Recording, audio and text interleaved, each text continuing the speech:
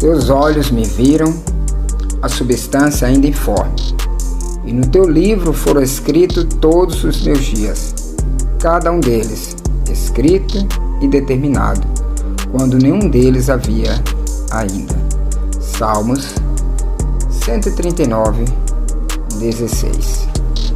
Efésios capítulo 1, versículo 4 e 5 diz assim: assim como nos escolheu nele antes da fundação do mundo, para sermos santos e irrepreensíveis perante ele e em amor, nos predestinou para ele, para a adoção de filhos por meio de Jesus Cristo, segundo o beneplácito de sua vontade. A pergunta é: se Deus já escreveu a minha história, então os erros que eu cometo é culpa dele? Esse é o assunto de hoje. Essa pergunta parece simples, mas carrega um dos maiores dilemas da fé. Como conciliar a soberania de Deus e a responsabilidade humana? Se Deus é o autor da história, por que ele permitiria páginas tristes, doenças, enfermidades, dores, sofrimento, pobreza, erros e pecados? Essas dúvidas surgem por falta de entendimento entre duas coisas fundamentais: apologética, para entender quem é Deus e como ele age; interpretação bíblica, para entender o que ele realmente diz e não o que a gente acha que ele disse ao escrever. Vamos voltar à linha do tempo. Sabe aquelas frases da escola com espaços em branco, lembra?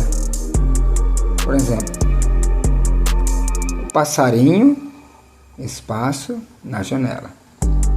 Você pode completar com: cantou, pousou, voou, cagou. A estrutura é a mesma, não é? O que muda? O final.